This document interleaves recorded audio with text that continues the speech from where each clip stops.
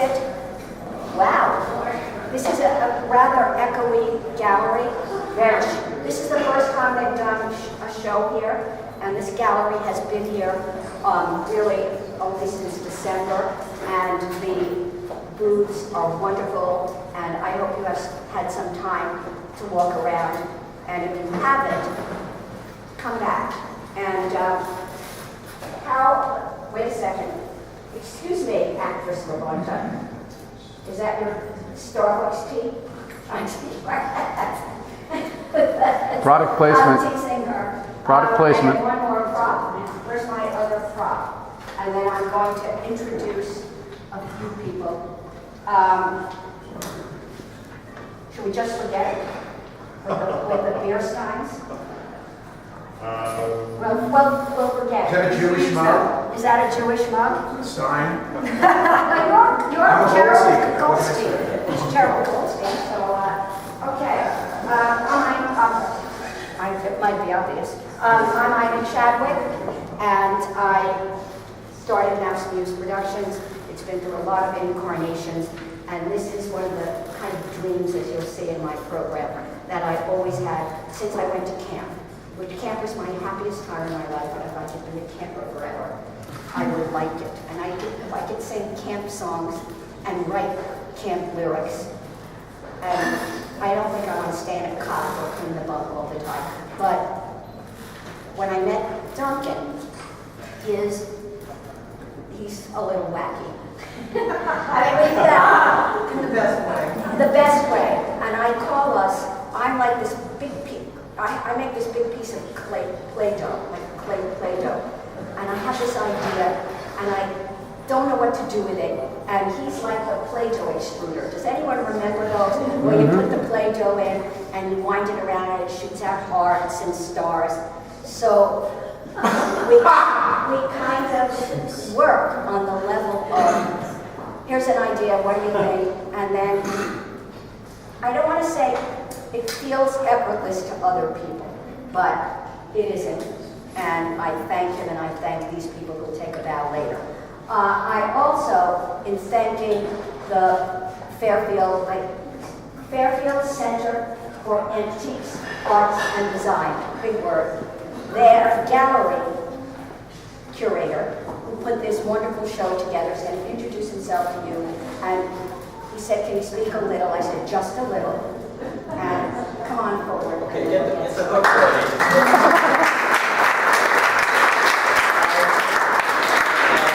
I had the opportunity to walk around briefly and introduce myself to a few of you. I'm Robert Cubany, I'm the gallery director, and I curated this exhibition. It's only our second exhibition. Nothing existed here before December 14th, so it was all raw space, and Jeff Walsky, a really dynamic owner of this entire place, stepped up when I suggested the potential of the gallery. Before I came in here, he had a farmer who said, wow, great hayloft, And then I came in and I said, no, great art gallery. And Jeff went for the art gallery.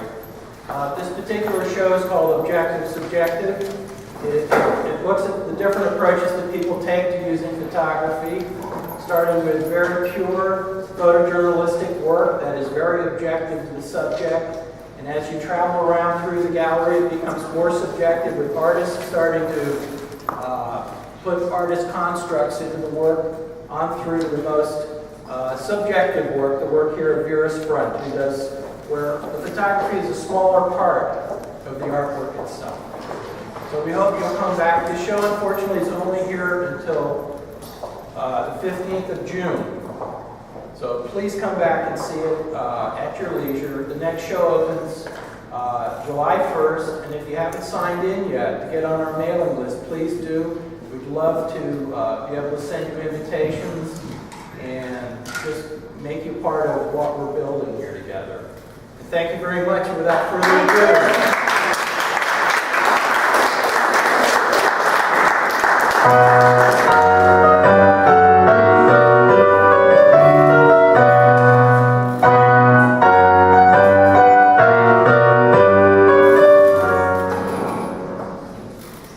Welcome to Celebrity Hitched and Ditched, in which we track the follies and foibles of celebrities who, well, might have just thought a bit harder and longer before they said, I do. It's such material. Where to begin? Should we have a look and a long, broad laugh at Gwyneth Paltrow and Chris Martin and their recently announced consciously uncoupling? Should we have a look at the over-the-top, doesn't begin to describe it, wedding of Kim Kardashian and Kanye West? Should we take bets about how long this one will last? Should we go for those serial marriers, Elizabeth Taylor and Mickey Rooney, and the many, many, many marriages they compiled between them, with divorces to match?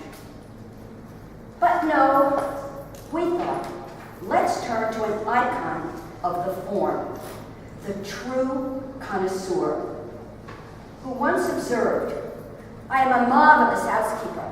Every time I leave a man, I get to keep his house. Yes, let us begin with Zsa Zsa Gabor. Dearly beloved, we are gathered here today in the sight of God and company to witness and celebrate one of life's greatest moments. Give recognition and worth to the beauty of love, and to add our best wishes and blessings to the union of Joshua and Jaja.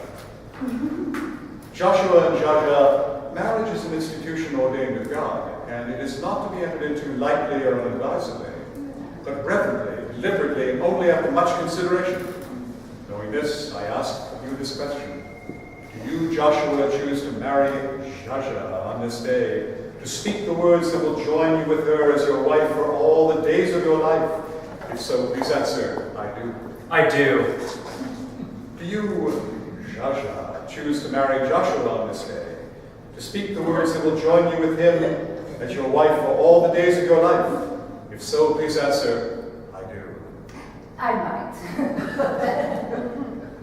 I beg your pardon? I said I might. That's really the best I can do today. No, go ahead, Duncan. Please continue. Well, all right. Then, if you would, please turn to face one another and join hands as you each take your marital vows. Do you, Joshua, take Jaja to be your lawfully wedded wife, to have and to hold from this day forward, for better or for worse, for richer or for poorer, in sickness and in health? If so, please answer, I do. I do.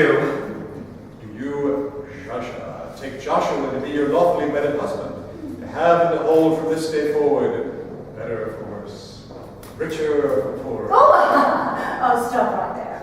Did you say poor? Yes. No, darling. I am not getting married to become poor. No, definitely not poor. I'm okay to the rest of the stuff, but not poor. I do. For now. Because you know, you never really know a man until you have divorced him. Hitched and ditched, somehow the marriage glitched, so was it ever really meant to be? Hitched and ditched, yet somehow so enriched, divorce is just a boost from my celebrity.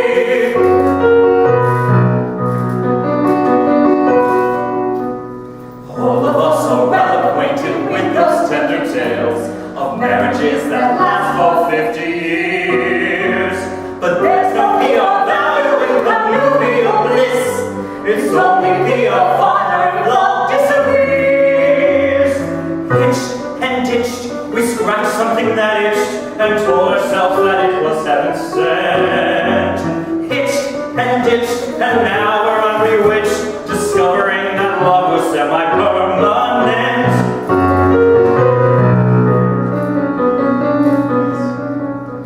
Tom Hanks and Reno Wilson, Maureen, Beatty, and Annette. How often do you hear a thing about them? It's Russell B who really monetizes his bread. Or Ashton Kutcher blowing off his dead. Hitched and ditched, it was the press which snitched that our hearts were not exactly true. Hitched and ditched, some vital organs switched, enough to prompt ejaculations of I do.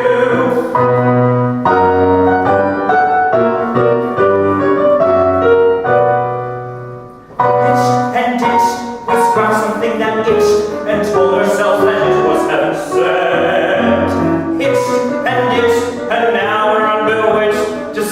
claim that love was semi-permanent.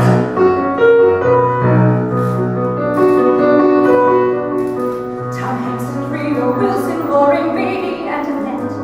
How often do you hear a thing about them? It's Russell B who really knows to monetize his brand, or Russian Kutcher blowing off his debt. Hitched and Ditched, it was the press that snitched that our parts were not exactly true. Hitched and Ditched, some vital organs twitched, some contact ejaculations, all I do. Hitched and Ditched, somehow the marriage glitched, so was it ever really meant to be? Hitched and Ditched, yes, somehow so rich, divorce is just a boost for my celebrity.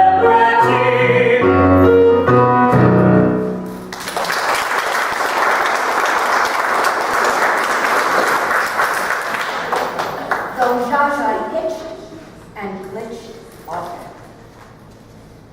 Her third husband, George Sanders, said Zsa was one of the last of the great courtesans. Now what a compliment coming from an ex-husband. But being a courtesan in the American political court didn't go so well for somebody. Wearing a jaunty beret to send her pheromone whip into a crowd, she gushed to the press regarding her powerful paramour's seemingly, someday, real future with her. And then we kissed. It was a deeply romantic, wonderful kiss, and I knew we were soulmates. He was so lonely, but not with me. Who do we refer to, Monica? It's a very ancient saying, but a true and honest thought, that if you become a courtesan by a horton, you'll get caught. As an intern, I've been learning, and forgive me if I boast, and I've now become an expert on a subject I like most, getting to know you, getting to know you, getting to know all about you, getting to like you, getting to hope you like me, getting to know you, putting it my way, but nicely. You are precisely my faith, BJ. Getting to blow you, getting to feel free and easy. When I'm with you, getting to know what to do. Come to know it, suddenly I radiate sex, and now there's a very sticky mess, and now the CIA wants my dress, Mr. Press.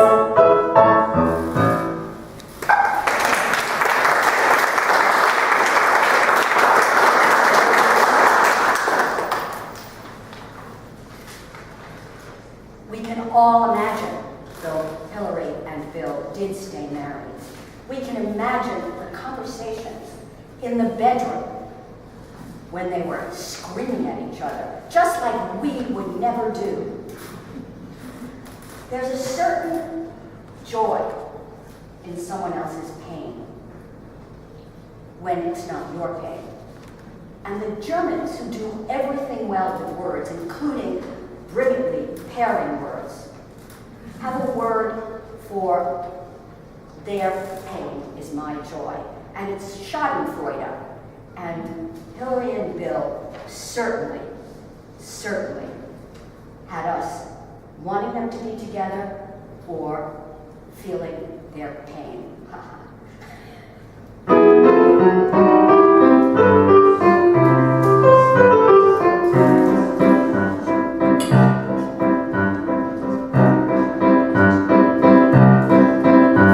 The news is filled with our relationships.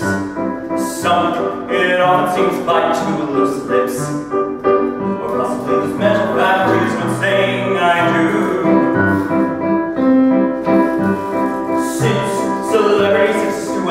entertain.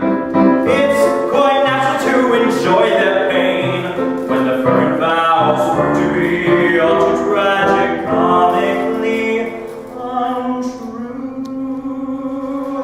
Shut up, Freude, their pain loudly. Can't avoid a need to know all the sordid details of these epic fails.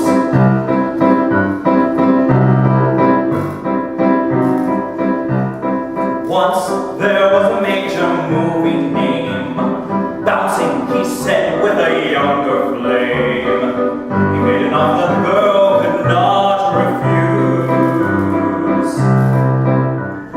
Then Kate realized she had to flee the madness of Scientology. Girl before the press proclaimed on her own from this crazy cruise.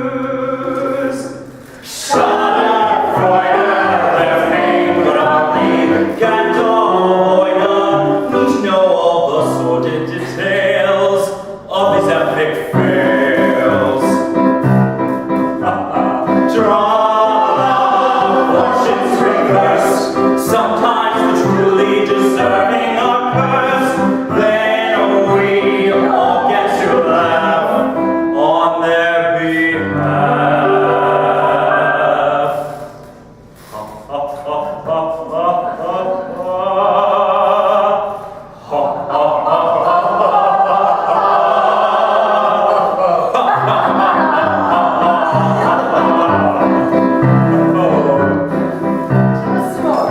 A champion thought it was his right to gratify his every appetite.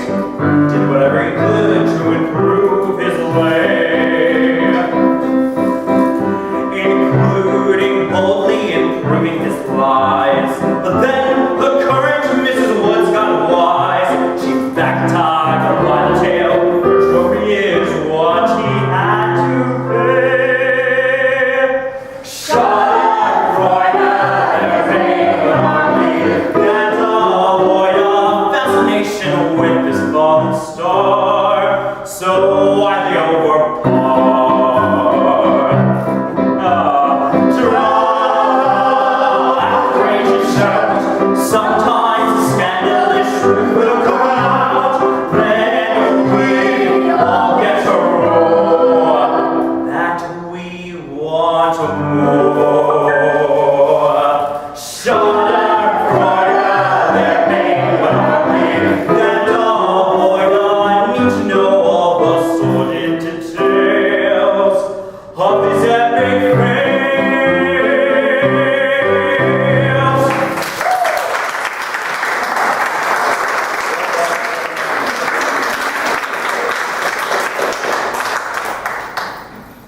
What might have been? What might have been? Don't we always wonder? Particularly if the 16 marriages between them that Hollywood stars Elizabeth Taylor and Mickey Rooney compiled. Yes, 16. But what if? What if? The year is 1944.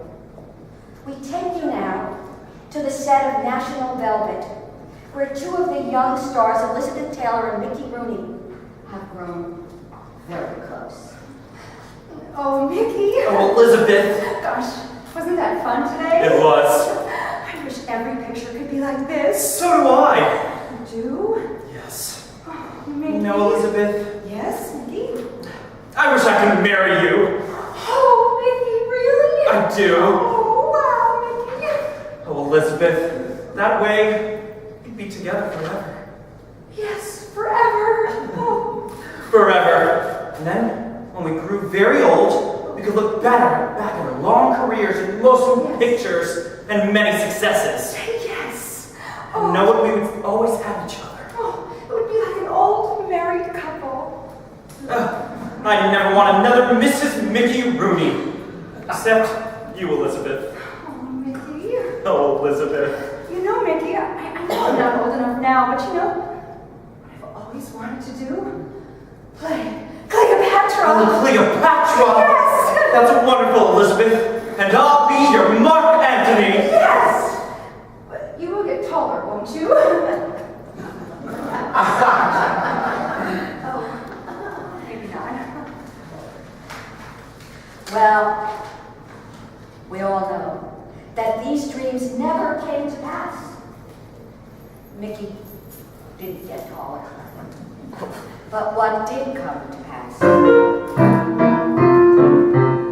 We have 16 going on 17 spouses left in our way. Lately we thought that married life ought to be like a wedding day. We had 16 going on 17 spouses we had to shake. We loved them all till there was a call that marriage was a mistake. Somehow we overlooked the terms till death do us part. That means we could avoid the words by making a fresh start. Here's my nuptial video secrecy. I married her 10 times. As for 16 going on 17 weddings were clearly our lives.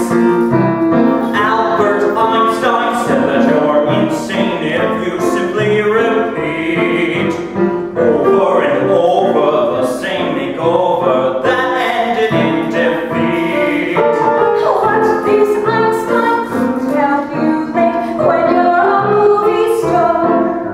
You walk down the aisle and hovering for a smile. It's invaluable we are. Again and again we took the vows That we would be steadfast. Now we would wonder on each spouse, how long will this one last? Husbands and wives, we surely have plenty, but if we really tried, could be 20. 21. If I be your bridegroom, Your bride.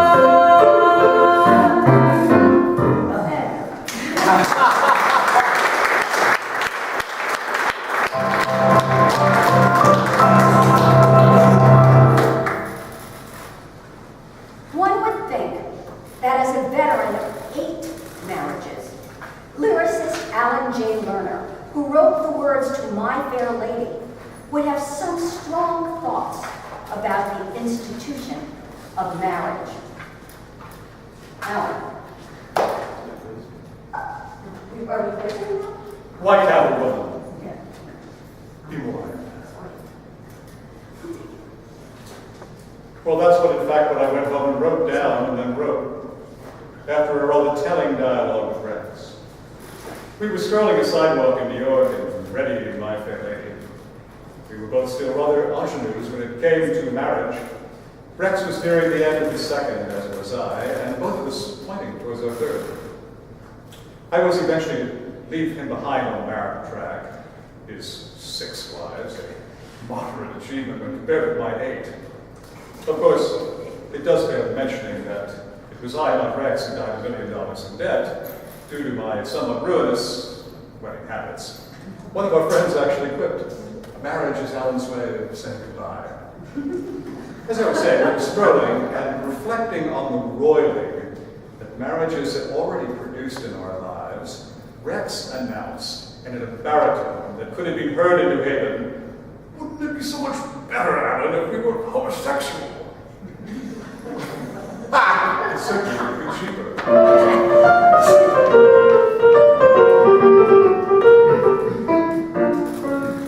All I want is a place somewhere with no wives to disturb the air, and no estate to share. Now wouldn't it be lovely? Lots of money for me to spend on a cat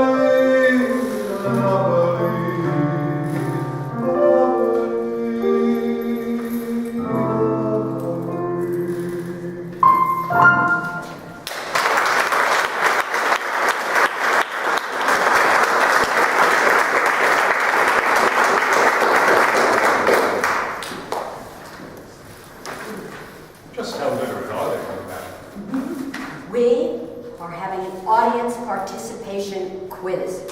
And I am going to lean over Jerold. Yes.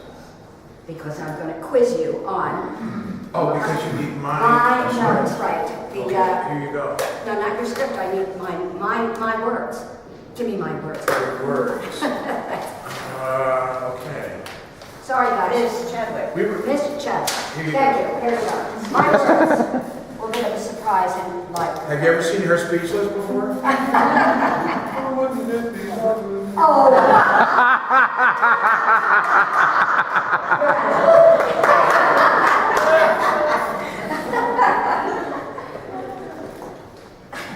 And now it's time for Test Your Spurious Star Index Knowledge. It's a game brought to you by Voyeur, a consortium of periodicals that reports everything shocking while making sure you're in the know on the couplings that go right and the ones that go wrong. Welcome to our game show. And welcome to our game show host, Mr. Smarmy Unctuous. Here's how the game is played. Smarmy will read the questions to the audience. And the first person to raise their hand and wave their programs, and this means you, this is not a joke. Finally, something that's not a joke.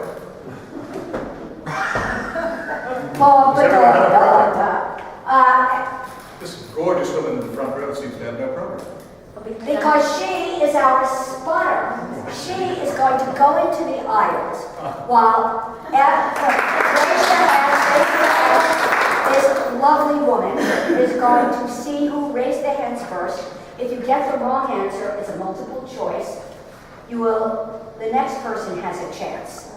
Our spotter is in the aisle, make yourself visible. You are playing for prizes worth more than just pride in your current voyeuristic knowledge. I wouldn't agree to be the spotter if I had no real knowledge. She's gone for blood. Ready? Ready. Demi Moore and Ashton Kutcher. Such a perfect couple, until they weren't. She the dark-haired cougar and he the daring young stud. How many years apart in age were Demi Moore and Ashton Kutcher? A, 12, B, 16, C, 7. A, 12, B, 16, C, 7. You, sir. I'm the spotter. B. B16 is correct.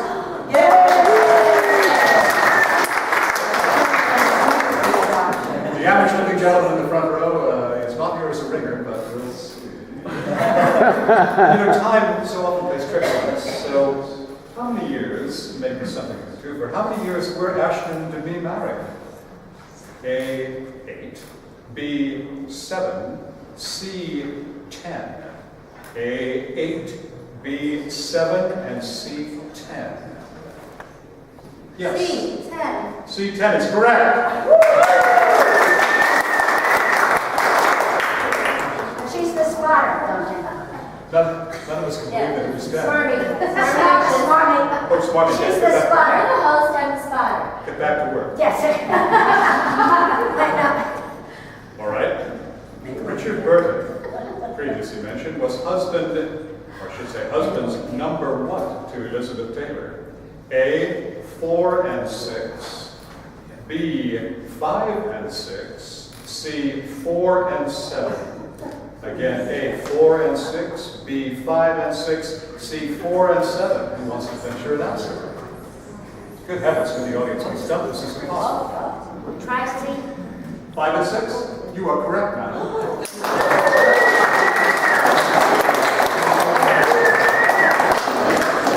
Now, wait a minute. Are you a member of the immediate family of the moderator? That's perfectly fine. I don't know who gets it. Elizabeth Taylor is something of an inspiration to us all in this show, so I'm going to keep going. Eddie Fisher left which Hollywood star to marry Elizabeth Taylor? A, Connie Stevens. B, Debbie Reynolds. C, Eva Marie Saint. A. Oh, Debbie Rose. Debbie Reynolds is correct. Well done. Little different direction here, and stuffed animals are going to figure. Why not in the Hitched and Ditched category? Because after all, our relationships with our stuffed animals often outlive You those. heard she might be on a white bus. So, aside from the stuffed animals, which of the following did Michael Jackson declare was his first love? A. Tatum O'Neal. B. Brooke Shields. C. Elizabeth Taylor. Elizabeth Taylor. Elizabeth Taylor is not correct. Oh. Yes. Brooke Shields. Brooke Shields is not correct. Is not correct. Process of elimination. Tatum O'Neal. Yes. This gentleman in the shorts. We're getting him a contradictory podcast.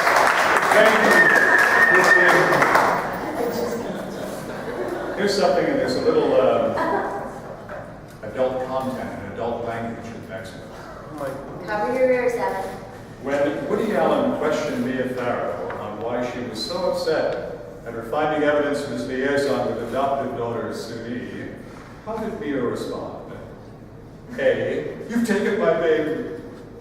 B. Get a good lawyer, you heard. C. Why am I upset, Woody?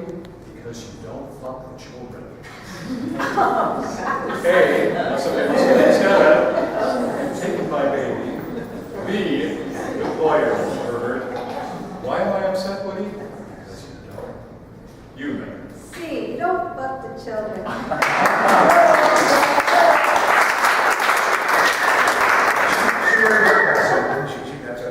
It even sounds like a Woody Allen line from the Here's, in terms of brevity being the soul of wit and often at times the soul of marriages, which celebrity youth was married for the short term, wedded for a mere 6 hours? A. Janet Jackson.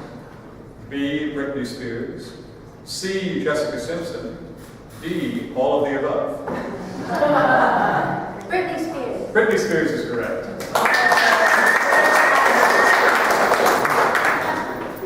Here's something a little literally tasty for you. Which country music celeb served her wedding guest a meal of venison which she herself killed? A. Shania Twain. B. Miranda Lambert. And C. Faith Hill. Shania Twain. A. B. Miranda Lambert. And C. Faith Hill. Hey, somebody Shania. Shania. Oh, you. Could you repeat the question? Oh. No. Let's move on.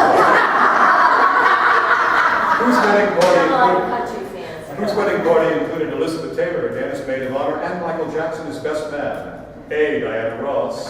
B. Whitney Houston. C. Liza Minnelli. There you go. Liza Minnelli is correct.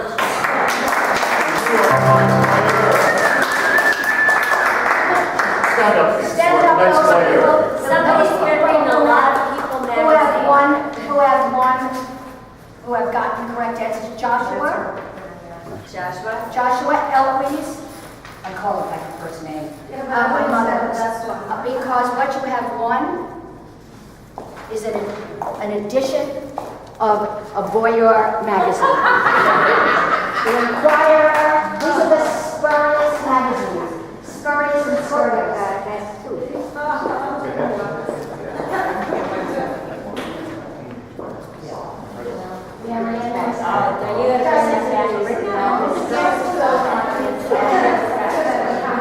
Oh my God. Okay, you got it. Oh my God, The shells are all divorced file. What? Is anyone lacking a spurious and scurrilous magazine? Okay. That's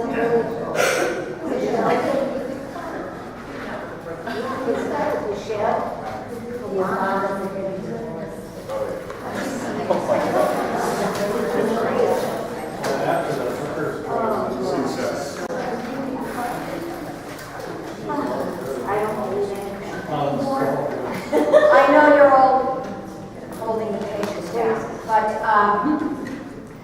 was it John Keats who said, "Booty is truth"? Truth. Booty? That is all you need to know? No, it was actually Kim Kardashian. Booty is truth. Truth booty. All right, it wasn't, because even though the concept of booty is most certainly not beyond her, epitome as she is of it, equating with truth would definitely be a stretch for our girl. You know, once the marriage cratered to Chris Humphries, a literal colossal doofus, it looked as if the Kardashians might be on their way to passé.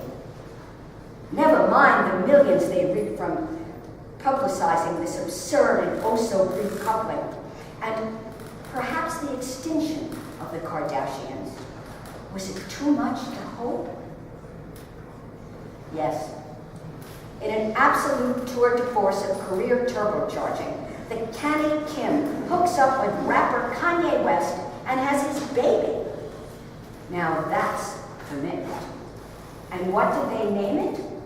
North. Northwest. What do we think of that?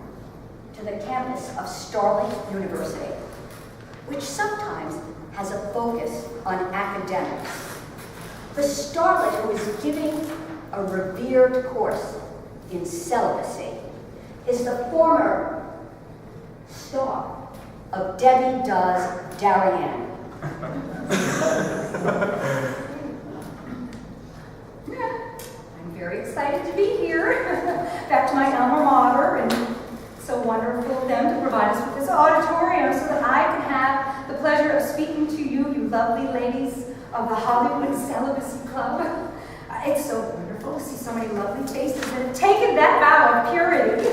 And Miss Lohan, we're so glad they gave you a day pass so that you could join us. Yay! I myself, I was a little late in coming to the decision of celibacy.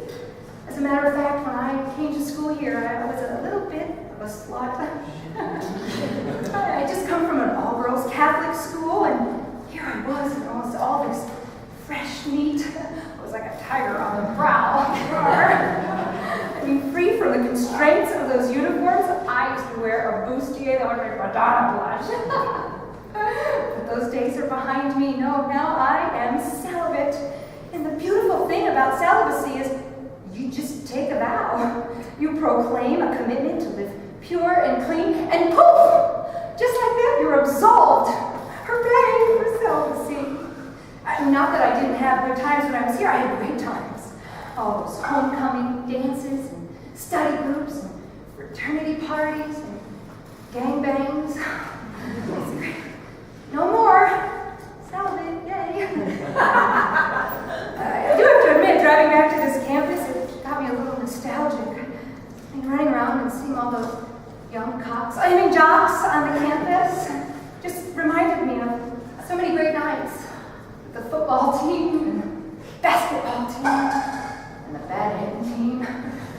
You can't always be picky. But you know, ladies, now that I think about it, life's a little short. I mean, we only get one go-round at this to do it right. What do you say? So maybe we do a little last campus crawl and have a great night of sexual freedom. And then we just meet back in the morning over coffee and declare a new pure vow of celibacy. Hooray, you're absolved. What do you say, ladies? Shall we make it go? Awesome. All right, Snooky, you and I, we're hitting the town.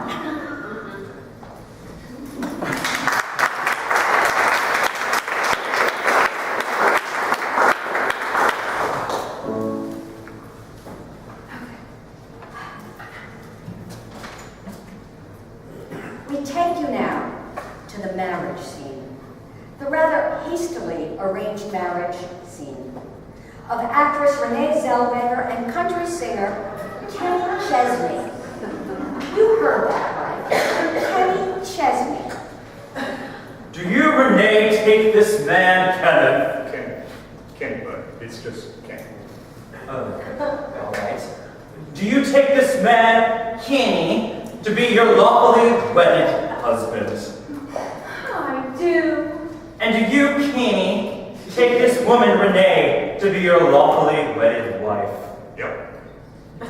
Then I now pronounce you man and... My guitar hasn't spoken. My guitar hasn't been consulted. I'm sorry. My guitar hasn't spoken, hasn't agreed. You got to ask my guitar, too. Okay, do you, Kenny's guitar, take this woman, Renee, to be your lawfully wedded wife? Guitar?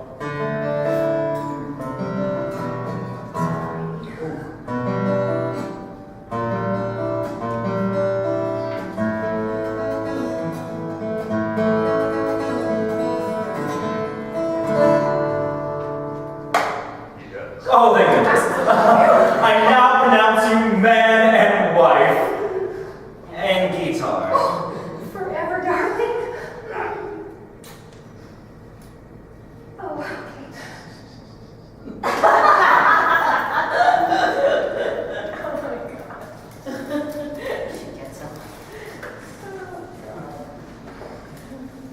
A little time elapses.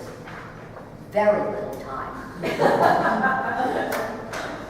Hope you guys are good spellers. Better check on one. IRECONCILABLE.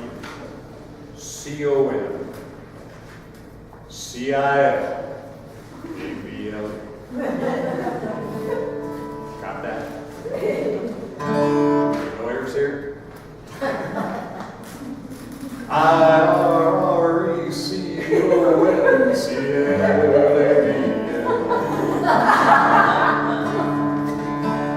That's a mighty big word for my vocabulary. That's what people say when and ditched when the marriage is a Q-U-I-C-K-I-E.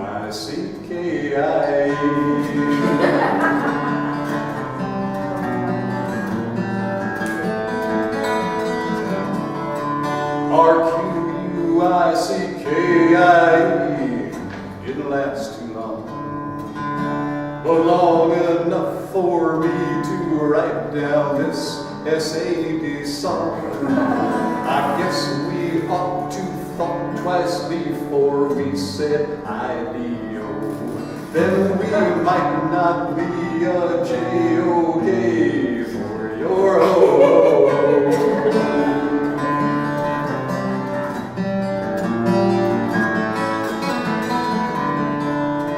So I-R-R-E-C-O-N-C-I-L-A-B-L-E.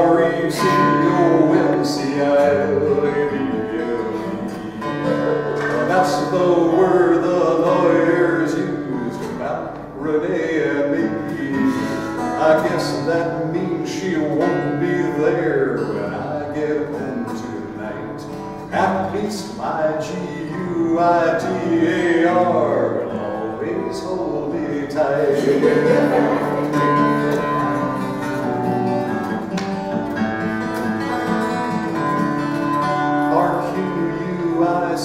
R-Q-U-I-C-K-I-E didn't last too long, but long enough for me to write down this S-A-D song. I guess we ought to thought twice before we said I-D-O. Then we might not be a J-O-K for your ho-ho-ho.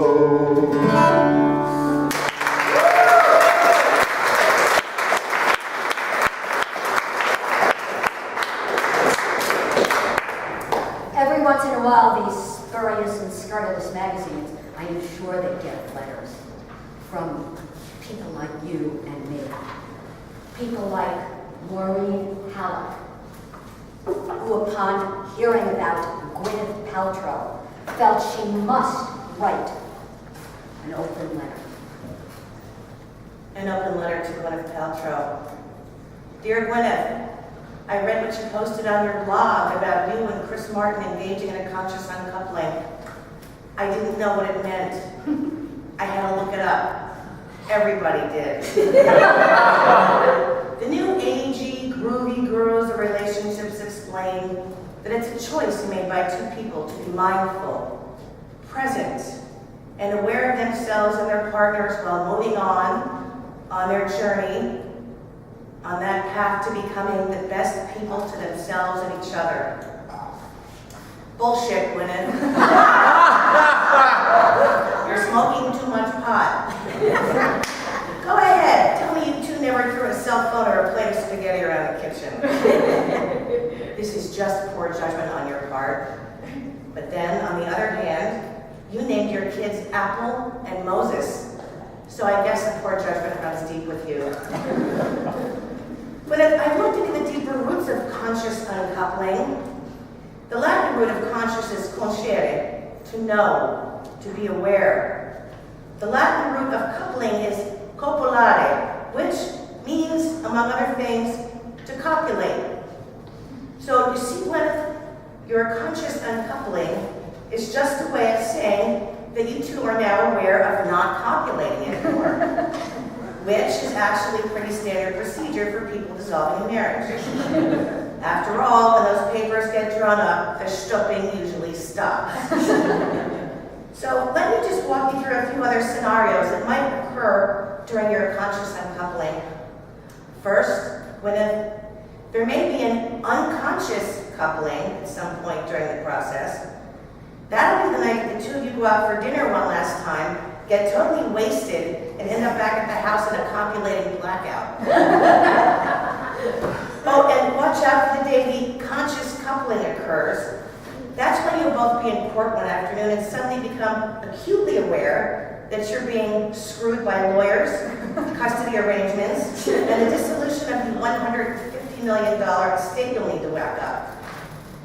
Bear in mind, Gwyneth, that the term uncoupling is really about what you do when you unhitch a boat from its trailer. Uncoupling is what fighter jets do after refueling in midair. Gwyneth, you won an Academy Award for Shakespeare in Love. Do you forget your Shakespeare? You know, a divorce is a divorce is a divorce. A divorce by any other name is still gonna suck. Do yourself a favor this week, Gwyneth. Get all cozied up in one of your 5 estates, pound some margaritas, crank up the heavy metal, and then, when it feels right, run through some video clips of your husband of 10 years cheating on you in public. Come on, Lenny. Come on, girl. It's time to get pissed.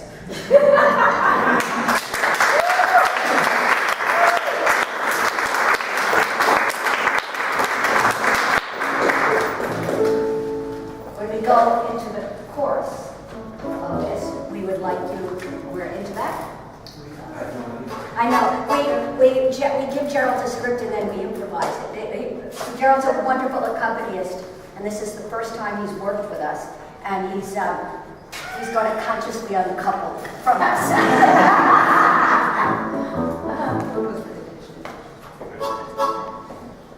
Oh no, yes, yes. We are Consciously uncoupling, yes we are. We are consciously uncoupling, yes we are. We are consciously uncoupling, we are consciously uncoupling, we are consciously uncoupling, yes we are. We are full of new age bullshit, yes we are. We are full of new age bullshit, yes we are. We are full of new age bullshit, we are full of new age bullshit, we are full of new age bullshit, yes we are. I am tired of my